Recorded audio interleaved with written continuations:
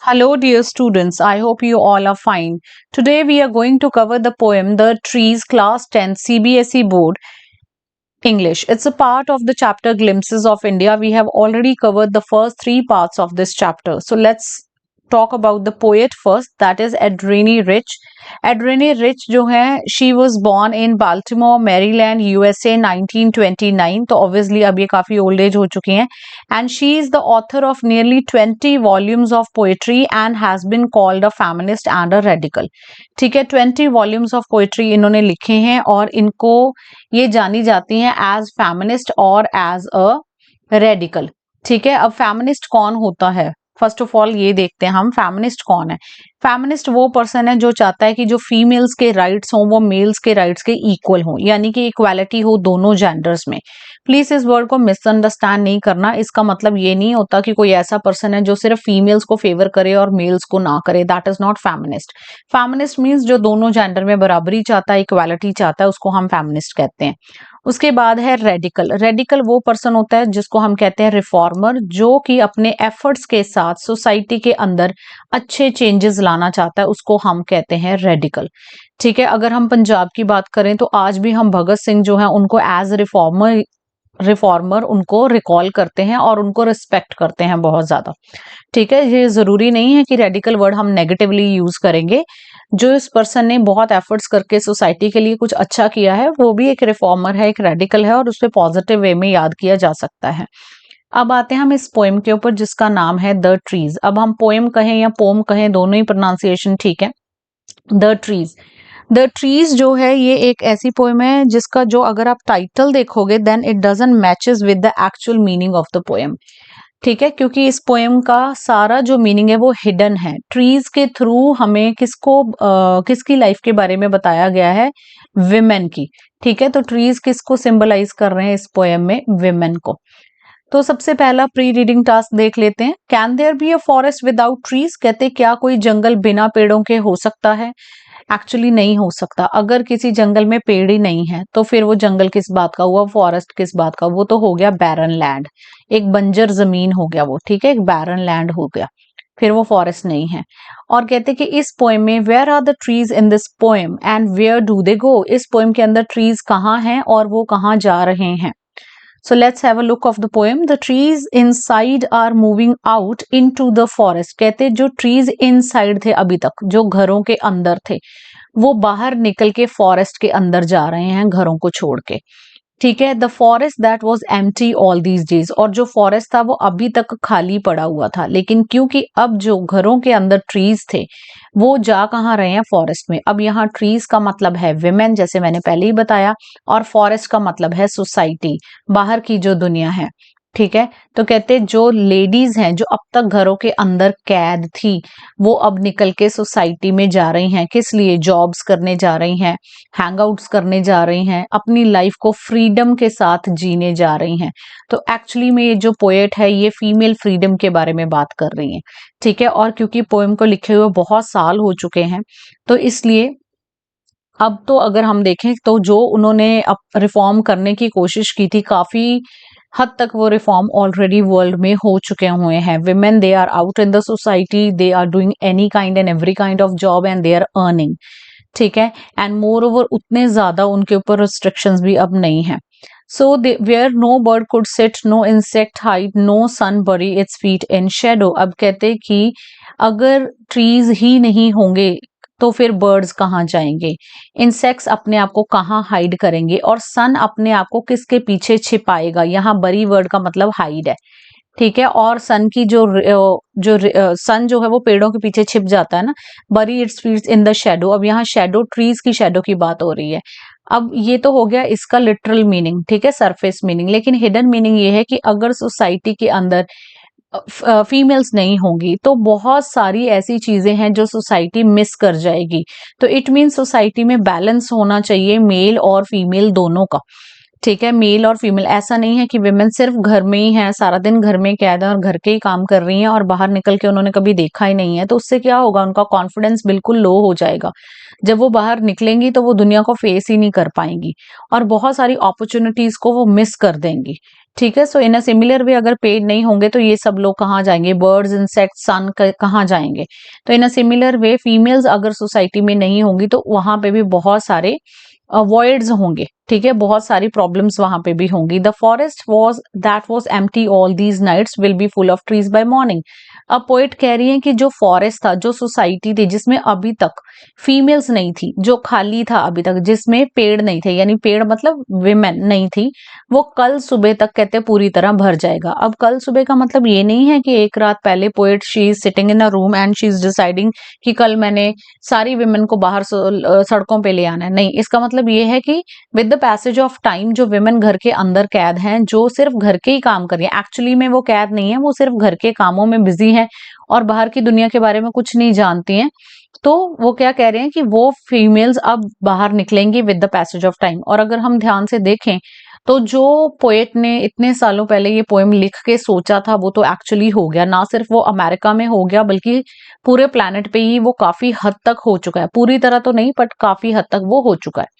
Next is all nights the roots work to disentangle themselves from the cracks in the veranda floor. अब कहते हैं कि all nights the roots work, जो roots हैं वो पूरी रात ये वर्क करती हैं कि वो क्रैक्स में से अपने आप को डिसैंगल कर लें, यानी अपने आप को बाहर निकाल लें वेरेंडा फ्लोर से।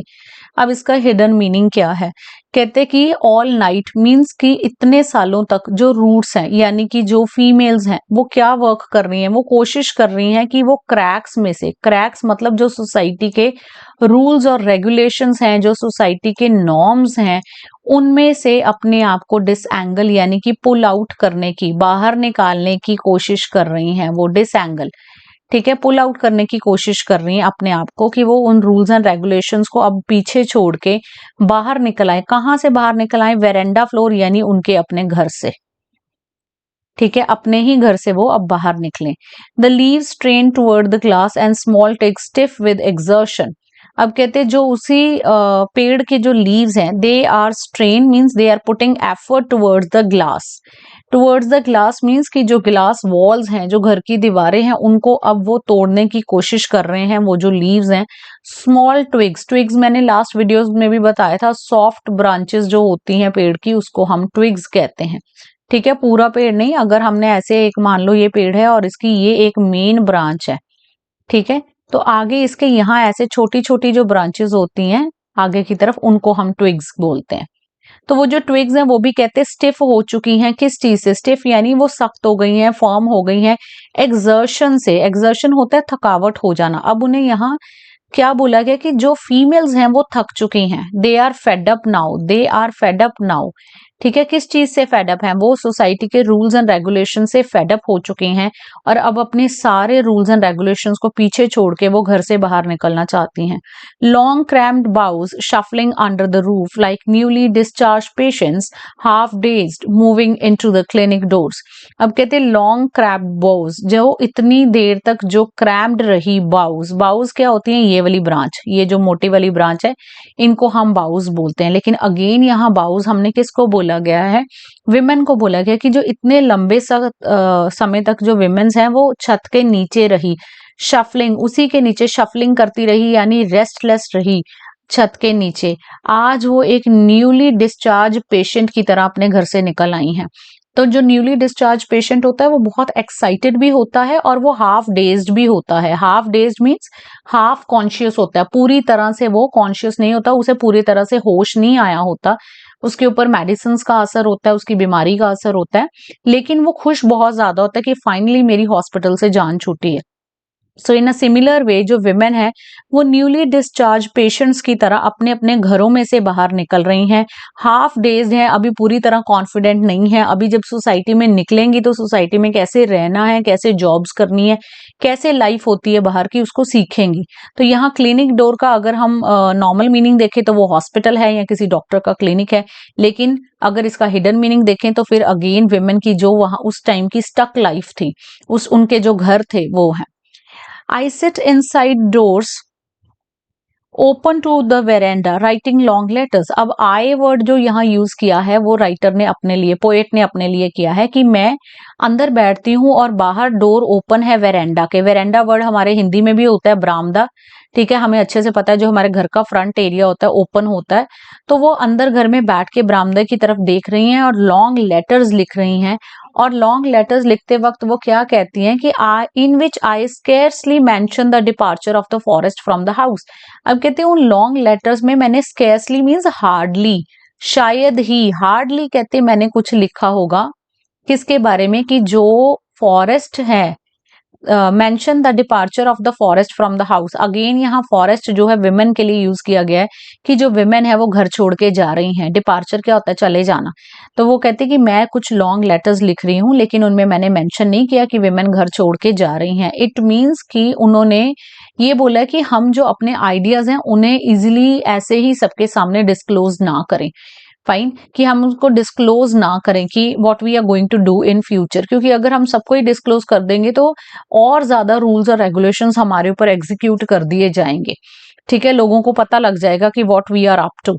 सो the night is fresh, the whole moon shines in a sky still open, the smell of leaves and lichen still reaches like a voice into the rooms.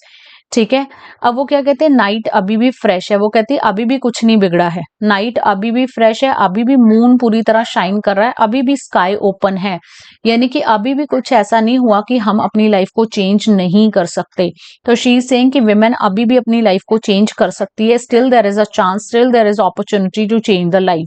Smell of leaves and lichen still reaches like a voice into the rooms. और वो कहते हैं कि smell of leaves और lichen जो होता है ना, लाइक इसको लाइचन नहीं बोलना, लाइकन इसकी प्रोनाउंसिएशन है। लाइकन होता है जो पानी के ऊपर आप देखोगे कभी स्टेगनेंट वाटर होता है तो उसके ऊपर ग्रीन कलर की एक एलगी आ जाती है, एक फंगस लग जाती है और वो पेड़ों पे भी लगी होती है वो फंगस, उसको हम लाइकन बोलते हैं। ठीक है, तो वो पेड़ों पे लग जाती है। अब इसका मतलब क्या है कि smell of leaves and lichen still reaches like a voice into the rooms. वो कहते हैं कि जो स्मेल ऑफ लीव्स है और जो लाइकन है उसकी जो आवाज है वो मुझ तक पहुंच रही है। ठीक है, इनटू द रूम्स मीन्स मेरे तक पहुंच रही है और लोगों को बाहर भी वो आवाज सुनाई दे रही है। अब वो आवाज किस चीज की है, वो आवाज है कि हम और विमेन की, कि हम और ज्यादा लाइकन की तरह एक ही जगह बैठ के अपनी लाइफ खराब नहीं करेंगे and we want to come out. Smell of leaves का अगेन ये मीनिंग है कि जब किसी चीज के होने का हमें पहले से पता चले, आभास हो जाए। तो कहते हैं सोसाइटी में इस बात का ऑलरेडी लोगों को पता चलना स्टार्ट हो चुका है that women they are already fed up from their life and now they want to change. ठीक है, my head is full of whispers which tomorrow will be silent. अब राइटर यहाँ पे, पोएट यहाँ पे कह रही है कि मेरा जो दिमाग है वो पूरी तरह से साउंड से भरा हुआ है। विस्पर होता है जब हम बहुत धीरे बोलते हैं, किसी के कान में हम कोई खुसर फुसर करके धीरे धीरे बोलते हैं, दैट इज विस्परिंग। तो वो कहती है मेरा दिमाग बहुत सारे थॉट्स से, यहाँ विस्परिंग मीन थॉट्स है और सिर्फ उसके खुद के थॉट्स नहीं है, she is representing the women of the whole planet. ठीक है, स्पेशली अमेरिका की विमेन को वो वहां पे रिप्रेजेंट कर रही हैं कि उन सबकी भी विस्परिंग मुझे मेरे कानों में सुनाई दे रही है, प्लस मुझे सोसाइटी की जो कंडीशनिंग है वो सुनाई दे रही है। और सोसाइटी की कंडीशनिंग क्या करती है, हमें फियरफुल बना देती है, हमारे अंदर फियर क्रिएट करती है। जब भी हम सोचते हैं कि मैं ये कर सकती हूँ तो हमें बैक ऑफ द माइंड आती है कि नहीं तुम फीमेल हो, तुम ये नहीं कर सकती, तुम फीमेल हो, तुम वहां अकेली नहीं जा सकती, तुम फीमेल हो, ऐसा नहीं कर सकती। तो ये सारा कुछ उसके माइंड में आ रहा है, ये वाला फियर और ये विस्पर्स उसके माइंड में चल रहे हैं। लेकिन वो कहती कल को ये सारे विस्परिंग साइलेंट हो जाएगी। ठीक है, इसका और एक मीनिंग ये भी बनता है कि इन केस उसके दिमाग में आ रहा है कि कोई क्या कहेगा, what the society will say, अगर मैं जॉब करने चली गई, अगर मैंने घर से स्टेप आउट किया, अगर मैंने अपनी लाइफ के लिए ये चेंज किया, लोग क्या कहेंगे। तो उनको भी विस्परिंग आ गया, ये वाले सारे थॉट्स उसके दिमाग में आ रहे हैं जो फियर क्रिएट कर रहे हैं। लेकिन वो कहती कल जब मैं ये कर लूंगी तो ये सारे फियर्स खत्म हो जाएंगे। Listen the glass is breaking. अब दिस इज इंपॉर्टेंट लाइन, वो कहती है ध्यान से सुनो, गिलास टूट रहा है। इसका मतलब जो रूल्स रेगुलेशन सोसाइटी ने हमारे लिए बनाए हैं वो टूट रहे हैं, वो खत्म हो रहे हैं। The trees are stumbling forward into the night. कहते जो ट्रीज हैं वो स्टम्बल कर रहे हैं फॉरवर्ड इनटू द नाइट। ठीक है, आगे की तरफ बढ़ रहे हैं, यानी कि जो विमेन है वो लाइफ में आगे बढ़ रही हैं। ठीक है, वैसे स्टम्बल का मतलब होता है ठोकर खा के गिर जाना। ठीक है, अगर आप रास्ते में जा रहे हो और आपके पैर में कोई पत्थर लग आ गया ऑन द वे और आप उससे स्टम्बल हो जाते हो, गिर जाते हो उससे, या इम्बैलेंस हो जाते हो, दैट इज स्टम्बलिंग। अब कहते हैं जब वो बाहर निकलेंगी विमेन्स तो विंड जो है वो उनका स्वागत करने के लिए भाग कर आएगी। Wind rush to meet them. It means उनको अपॉर्चुनिटीज मिलेंगी, चांसेस मिलेंगे उनको, ठीक है, तो उनका जो वेलकम होगा। The moon is broken like a mirror, its piece is flash, flash का मतलब है शाइन। तो अब वो कहती है कि ऐसा लग रहा है कि जो मून है वो बहुत सारे टुकड़ों में टूट गया है और मिरर के जैसे लग रहे हैं उसके जो पीसेस हैं और वो शाइन कर रहे हैं। Now in the crown of the tallest oak, oak जो है वो एक ट्री होता है, ठीक है, एक ट्री का नाम है ओक। और ऐसा लग रहा है कि जो मिरर है बहुत सारे पीस सॉरी जो मून है बहुत सारे पीसेस में टूट गया है और मिरर के जैसे उसके पीसेस नजर आ रहे हैं। जो सबसे टॉल ट्री है ओक का, उसके ऊपर वो चमक रहे हैं वो पीसेस, ठीक है। जब हम एक ट्री के थ्रू हम मून को देखते हैं तो मून पूरा नहीं दिखेगा, मून हमें पीसेस में नजर आएगा।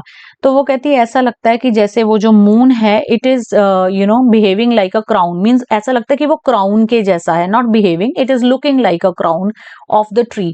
सो इन अ सिमिलर वे जब विमेन बाहर जाएंगी और जितने भी ये ग्लासेस हैं ये टूटेंगे, ठीक है, जितने भी ये रूल्स एंड रेगुलेशन टूटेंगे तो फाइनली वो टूट के टॉलेस्ट ओक मीन जो भी विमेन अपनी लाइफ में आगे बढ़ेगी उसके सिर का ताज ही बनेंगे, यानी she will be successful in life.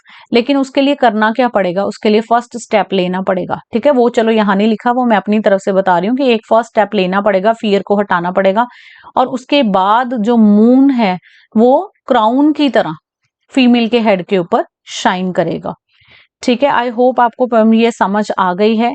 Fine, इसके अंदर मैं लिटरेरी डिवाइसेस अभी नहीं बता रही, मैंने ऑलरेडी इसको बहुत भर दिया लिख के, लेकिन आपको मैं इतना जरूर बता रही हूँ कि इसके अंदर एलिट्रेशन है, मेटाफर है, एंजेबमेंट है। अब आप ढूंढना कि एलिट्रेशन कहाँ है, मेटाफर कहाँ है, एंजेबमेंट कहाँ है और सिंबलिज्म कहाँ पर है, ठीक है। आई होप आपको समझ आ गया होगा। If you have any query please do mention in the comment section. Till then take care, bye bye.